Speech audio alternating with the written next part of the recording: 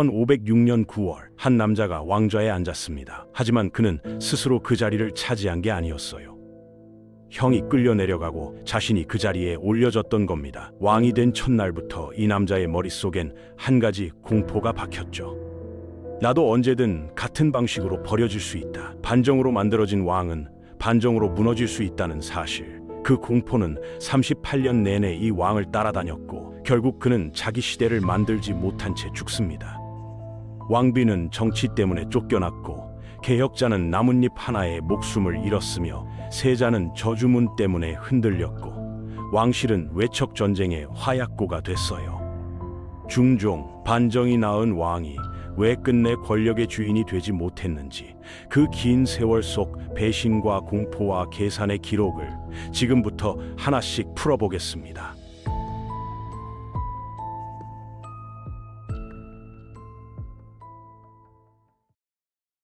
중종이 왕이 되던 날, 근정전 마루 위에는 축하보다 계산이 먼저 올라왔습니다. 반정 세력은 연산군을 끌어내린 뒤 진성대군을 왕으로 세웠고 그 순간부터 새 왕의 첫 임무는 나라를 바로잡는 것이 아니라 공신들의 요구를 들어주는 것이었어요. 박원종, 성희안, 유순정 같은 주도자들은 충성을 맹세하면서도 동시에 왕의 권력 공간을 조금씩 줄여들어갔죠. 반정은 정당성을 확인하는 절차가 아니라 승리자에게 보상을 지급하는 계약에 가까웠고 중종은 그 계약의 서명자였을 뿐입니다. 즉위 직후 대사령을 내리고 전왕을 교동으로 보내고 왕비를 폐하고 세자와 왕자들을 각지에 흩어보내는 과정이 단 며칠 만에 끝났죠. 이건 새 시대를 여는 게 아니라 이전 시대를 지우는 작업이었고 그 작업의 속도는 너무 빨랐어요. 연산군은 유배지에서 그해 병으로 죽었고 몇 년 뒤에야 다시 이장됩니다. 한 사람을 내칠 땐 번개처럼 빠르지만 그 이후 처리는 느리고 복잡했던 거죠.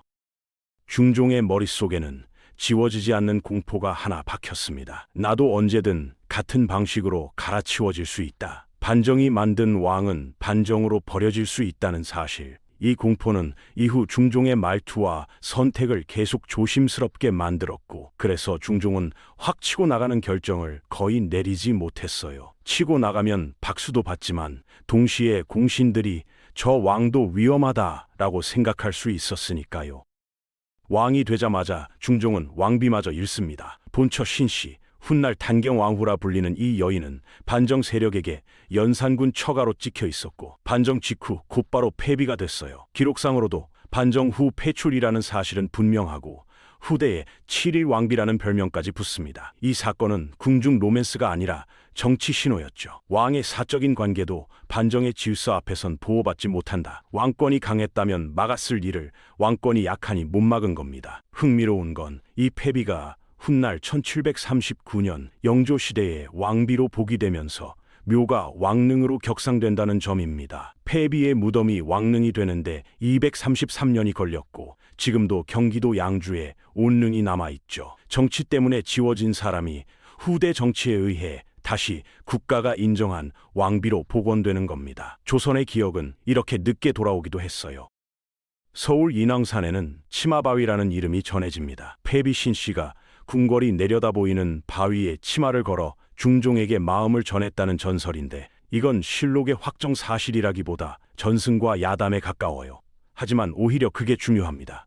사람들이 중종은 마음이 있었는데 정치가 갈라놓았다는 서사를 믿고 싶었던 거죠. 지금도 그 이름이 남아있다는 것 자체가 이 비극이 단순히 역사책 한 줄로 끝나지 않았다는 뜻입니다. 반정 세력은 자신들의 공을 법과 문서로 굳혔습니다. 공신 책봉, 토지와 노비, 관직과 인사권이 따라왔고 중종은 왕으로서 그걸 승인해줘야 했죠. 그 승인 자체가 왕의 빚이 됐어요. 문제는 공신이 너무 많았다는 겁니다. 중종 반정의 공신 책봉은 전국 공신이라 부르는데 그 인원이 과도했다는 비판이 당대에도 나왔고 조광조는 나중에 공이 없는 사람까지 공신이 됐다고 공격하며 위훈 삭작제를 추진했죠. 여기서 삭제라는 말이 가볍지 않은 이유가 있습니다. 공신 호칭은 그냥 명예가 아니라 후손까지 이어지는 정치 사회적 패스권이었거든요. 공신의 자손은 관직 진출에서 유리했고 집안은 토지와 녹봉을 기반으로 굴러갔어요. 위훈 삭제는 당신은 과장됐다가 아니라 당신 집안의 미래 설계도를 찍겠다에 가까웠고 그래서 반대파가 조광조를 미워한 게 아니라 두려워한 겁니다. 저 사람이 살아있으면 내 집안이 무너진다. 반정 직후 조정의 권력은 왕과 공신의 단순한 축이 아니라 공신들끼리도 이권을 놓고 갈라지는 복잡한 구조였고, 왕은 그 사이에서 살아남아야 했습니다. 여기서 사람들이 자주 헷갈리는 단어가 훈구인데, 우리는 훈구를 마치 정당 이름처럼 쓰지만 원래는 공신, 훈공을 기반으로 관직과 특권을 누린 세력을 가리키는 말에 가까웠고, 시대에 따라 구성도 달라졌어요. 반대로 사림은 지방에서 학문과 향촌 사회를 기반으로 성장한 유학자 집단이었죠. 중종 때 두 집단이 충돌한 건 성격이 나쁜 사람 대 착한 사람 싸움이 아니라 권력의 근거가 공신 서류냐 공론과 학문이냐 싸움이었습니다. 조정이 내부 권력 정리를 하느라 바쁠 때 바깥이 터졌습니다. 1510년 삼포 외란, 부산포, 제포, 연포 등 삼포에 거주하던 외인들이 봉기했고, 조선은 군사를 보내 진압했죠. 배경에는 교역 통제 강화, 거주 외인의 불만, 지역의 긴장 같은 요소가 얽혀 있었고, 이 사건은 항구를 경제로만 보던 시선을 치안과 국방으로 바꾸게 했어요. 이후 외관, 교역, 거주 규정이 더 세밀해졌습니다. 중종에게 삼포 외란이 불편한 이유는 하나 더 있었어요. 반정으로 안정을 약속한 새 정권이 즉위 초부터 국경과 항구가 흔들린다는 보고를 받아야 했거든요. 안정의 약속은 말로는 쉽지만 통치는 늘 사건이 깨뜨렸습니다. 중종 시대를 이야기하면 결국 조광조를 지나갈 수 없습니다. 중종 반정 이후 사림은 조금씩 중앙에 복귀했고, 조광조는 그 상징 같은 인물이었어요. 조광조가 본격적으로 힘을 얻는 건 중종의 신뢰가 붙으면서부터인데, 조광조의 개혁은 착한 이야기가 아니라 권력의 재배치였습니다. 조광조는 조용히 조금씩을 택하지 않았어요. 중종이 자신을 밀어준다는 확신이 있을 때 그는 속도를 올렸죠. 왜냐하면 중종 정국에서 개혁은 미래 계획이 아니라 현재 권력이었기 때문입니다. 공신 체제가 그대로인 상태에서 시간이 흐르면 개혁파는 뿌리 내리기 전에 잘릴 수 있었거든요. 그래서 조광조는 혈량과로 사람을 올리고 향약으로 지방까지 연결하고 위훈 삭제로 공신의 발목을 잡으려 했습니다. 조광조의 개혁은 크게 네 갈래로 보면 됩니다. 첫째, 인재 선발의 재설계. 혈량과 같은 특별 선발을 통해 학문과 도덕을 기준으로 인재를 뽑아 올리려 했는데, 현양과는 시험을 치르는 과거가 아니라 추천 성격이 강했기 때문에 공정성 논쟁이 따라붙었어요. 누가 누구를 추천했는지가 곧 파벌 지도가 됐거든요. 그래서 반대파는 현양과를 두고 사람을 뽑는 게 아니라 편을 뽑는다고 공격했죠. 둘째, 지방사회까지 손대기. 향약을 전국적으로 추진해 지방의 생활규범과 상호 감시 체계를 만들려 했고, 지금도 향약이라는 말이 남아있는 건 이 시도가 단순 정책이 아니라 지역을 관리하는 방식 자체를 바꾸려 했기 때문입니다. 셋째, 국가 의례와 종교의 정비. 유교 국가의 원칙에 맞지 않는다는 이유로 소격서 폐지를 추진했는데, 중종은 처음엔 망설였어요. 소격서는 태조 이래 이어진 왕실 의례로 여겨졌고, 폐지는 전통을 잘라내는 결정이 될 수 있었거든요. 넷째, 공신체제 흔들기. 가장 위험한 카드가 위훈 삭제였습니다. 반정 공신 가운데 공이 부풀려졌거나 부당한 책봉이 있었다고 보고 그 훈공 기록을 삭제하고 특권을 정리하려 했죠. 전국 공신 117명 가운데 76명을 삭제했다는 정리도 전해집니다. 여기서부터 정치가 뜨거워졌어요. 조광조에게는 정의의 재검증이지만 공신에게는 재산과 안전의 박탈이었고, 중종은 그 둘 사이에 서게 됐습니다. 왕이 조광조 편을 들면 공신이 등을 돌리고, 공신 편을 들면 반정 이후 세운 명분이 흔들렸죠. 중종은 둘 다 잡는 길을 택하려고 했지만 조선 정치에서 둘 다 잡는 길은 보통 둘 다 원망하는 길이 됐습니다. 소격서 사건은 중종의 성격을 가장 잘 드러냅니다. 조광조는 소격서가 유교 질서에 맞지 않는다고 강하게 폐지를 주장했고, 중종은 결국 폐지 결정을 내렸어요. 그런데 조광조가 쓸려나간 뒤 소격서가 다시 부활합니다. 1525년 대비의 병환과 연결되어 소격서 설치를 다시 허락했다는 기록이 전해지죠. 이건 단순히 개혁이 후퇴했다로 끝나지 않았습니다. 조선 왕실에서 의례는 종교가 아니라 정통성이었고, 정통성은 정치 안전망이었어요. 중종이 흔들릴수록 의례를 붙잡는 이유가 생겼죠. 조광조는 원칙으로 밀어붙였고, 중종은 원칙을 들었다 놓았습니다. 그 사이에서 조정의 반발은 더 쌓였어요. 1519년 가을, 궁궐 안에 들어온 소문 하나가 사람을 죽였습니다. 종이에 적힌 상소도 칼을 든 군사도 아니었어요. 나뭇잎이었죠. 인맥 사이로 벌레가 갉아먹은 자국이 글자처럼 보였고 사람들은 그걸 주초위 왕이라 읽었습니다. 조가 달아나고 소가 왕이 된다. 즉 조광조가 왕이 된다는 뜻으로 해석될 수 있는 문장이었어요. 조선에서 이런 문장이 떠돌면 끝은 늘 하나였습니다. 누가 꾸몄느냐 보다 누가 이득을 보느냐가 먼저 계산됐고 그 다음은 추국, 유배, 사약이었죠. 1519년 기묘사화는 조선 살림 정치의 상징 사건이고 동시에 루머가 국가폭력으로 번역되는 과정의 교과서였습니다. 기록에는 조광조가 급부상하면서 훈구와 충돌했고 결국 축출과 처형으로 이어졌다고 정리됩니다. 여기에 주초위왕 이야기가 붙는데 벌레가 갉아먹은 잎사귀가 글자처럼 보였고 사람들이 그걸 조광조의 왕위 찬탈 징조로 해석했다는 이야기죠. 그런데 여기서 논쟁이 시작됩니다. 기록에 있으니 사실일까요? 실록에는 이 이야기가 등장하지만 정말 자연 발생일까요? 연구 글에서는 정치적으로 조작되었을 가능성을 제기합니다. 잎사귀의 글자가 너무 정치적이고 타이밍이 너무 정확하다는 이유죠. 결론은 이겁니다. 잎사귀가 진짜였는지보다 그 이야기가 믿어질 만큼 조정이 이미 갈라져 있었는지가 핵심입니다. 루머는 무에서 생기지 않아요. 믿을 준비가 된 곳에만 꽂히거든요. 기묘사화의 전개는 이렇게 돌아갔습니다. 조광조가 추진한 개혁이 빠르게 쌓이자 반발 세력은 도덕이 아니라 안보 프레임을 썼어요. 저 사람은 나라를 위험하게 한다. 왕을 흔든다. 반정체제를 무너뜨린다. 그리고 왕에게 가장 강력한 질문을 던졌죠. 전하, 혹시 전하의 자리를 노리는 자를 곁에 두시겠습니까? 중종은 결국 조광조를 버렸습니다. 여기서 중종의 평가가 갈려요. 우유부단해서 개혁을 접었다는 시선과 권력 구조상 버티기 어려웠다는 시선이 맞섰죠. 다만 결과는 분명했습니다. 조광조는 유배 끝에 죽었고 사림은 대거 쓸려나갔어요. 이때 앞장선 인물로는 남곤, 심정 같은 대신들이 자주 거론됩니다. 이들은 개혁이 나라를 흔든다는 논리로 왕의 불안을 증폭시키고 조광조를 정치적 위험으로 포장해 밀어냈죠. 그리고 주초위 왕이 사실이든 조작이든 작동 방식은 너무 현대적이었어요. 메시지는 짧고 해석은 극단적이고 타이밍은 정확했습니다. 연구 글에서 조작 가능성을 말하는 이유도 바로 이 구조 때문이죠.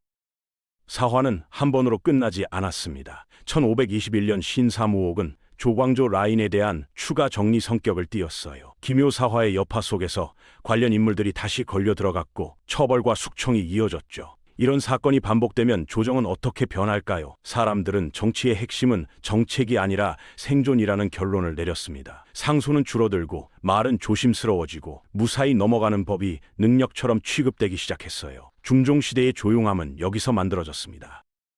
중종의 왕실은 정치의 메인 스테이지였습니다. 문정왕후 윤씨는 1517년에 왕비로 책봉됐고 오랜 시간이 흐른 뒤 1534년에야 아들 경원대군을 낳았어요. 왕비가 된 지 17년이 지난 뒤였죠. 이 순간부터 조정은 자동으로 갈라졌습니다.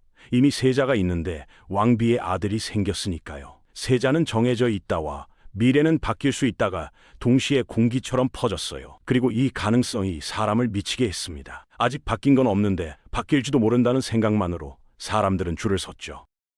여기서 한 번 더 짚어야 할 게 세자입니다.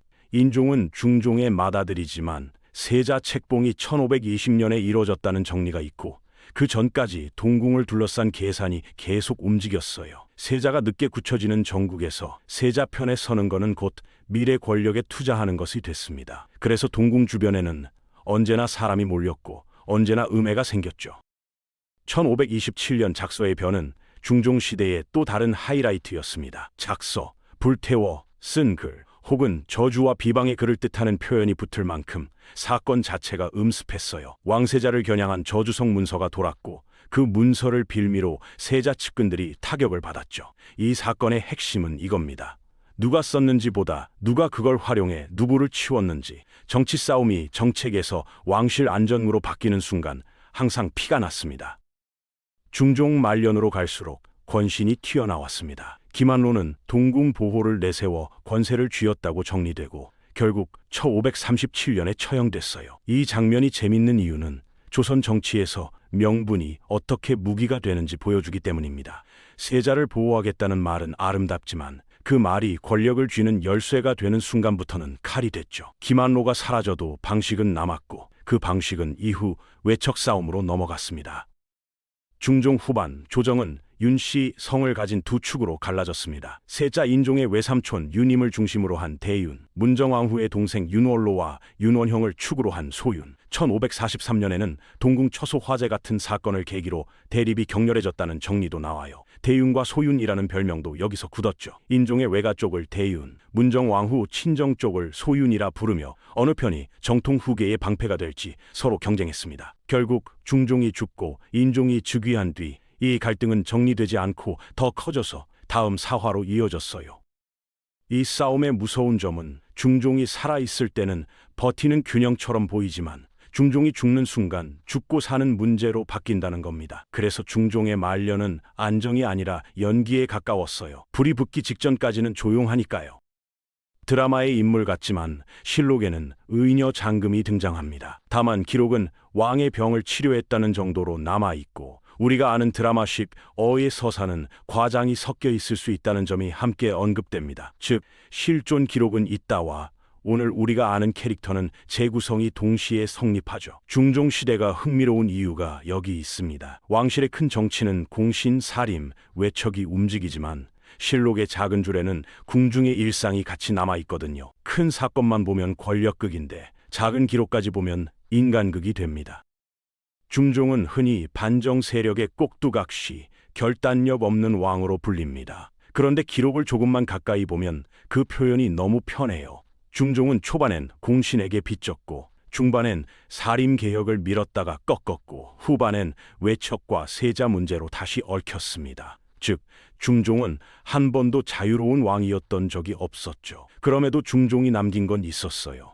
반정으로 시작한 정권에서 공론과 제도가 다시 자라난 시기라는 점. 조광조가 실패했어도 그 실패가 사림을 완전히 끝내지 못했고 오히려 다음 세대의 정치 언어를 만들어냈다는 점이죠. 반대로 비판도 분명합니다. 중종이 조광조를 벌인 선택은 이후 사화의 패턴을 굳혔고 왕이 위기에 몰리면 개혁파를 희생양으로 삼는 전례가 남았다는 지적입니다. 중종이 죽으면 무엇이 벌어질까요? 짧은 인종의 재위, 그리고 을사사화, 중종 시대의 갈등은 끝난 문제가 아니라 연기된 문제였던 겁니다. 중종은 개혁을 이끈 왕도 아니고 아무것도 못한 왕도 아니었어요. 반정이 낳은 구조 속에서 왕이 할 수 있는 만큼만 움직인 사람, 그리고 그 구조가 만든 폭탄을 끝내 해체하지 못한 사람이었죠. 반정이 왕비를 잘라냈고 위훈 삭제가 반정 공신을 흔들었고 주초위왕 같은 소문이 개혁을 죽였고 작서의 변 같은 음습한 문서가 세자를 흔들었고 문정왕후의 늦둥이가 외척 전쟁을 예약했습니다. 그리고 그 사이사이에 장치가 있었어요. 공신책록, 과거 제도, 의례기관, 동궁보호 명분, 익명문서, 소문, 사람 하나의 선악이 아니라 제도가 사람을 움직이는 방식이 반복됐죠. 중종 38년은 새로 시작했는데 끝내 새로워지지 못한 시대였습니다. 그리고 이 시대가 오늘까지 남긴 건 사람만이 아니에요. 반정, 사화, 위훈 삭제, 작서, 이런 단어들이 지금도 정치 뉴스를 볼 때 은근히 살아있죠. 특히 주초위왕은 팩트 확인 이전에 이미 처벌이 시작되는 소문의 상징처럼 자주 언급됩니다. 잎사귀 한 장이 진짜였는지 조작이었는지보다 그 소문이 정치적 사실로 취급되는 순간부터 이미 판이 끝났다는 점이 무서웠어요. 중종 시대가 끝날 때 조정은 겉으론 멀쩡했습니다. 관청은 돌아갔고 의례는 치러졌고 문서는 쌓였죠. 그런데 그 문서 더미 밑에는 미뤄둔 판결이 숨어 있었어요. 누구를 공신으로 인정할 것인가? 누구의 말이 공론인가? 세자는 누구인가? 왕비의 친정은 어디까지 관여할 것인가? 중종은 그 질문에 지금은 넘어가자를 반복했고 그게 바로 다음 왕대의 피로 결제됐습니다. 반정으로 시작한 정권은 반정의 방식을 끝내버리지 못했고 그래서 이 시대는 새 왕의 시대가 아니라 옛 방식이 새 옷을 입은 시대로 기억됩니다. 오늘 영상이 조선 역사 속 권력의 균형과 붕괴를 이해하는 데 도움이 됐다면 좋아요와 구독 부탁드립니다. 다음 편에서는 중종이 남긴 연기된 폭탄이 인종의 짧은 재위에서 어떻게 터지고 문정왕후 체제에서 어떻게 피로 굳는지 을사사화까지 한 번에 연결해 보여드리겠습니다. 감사합니다.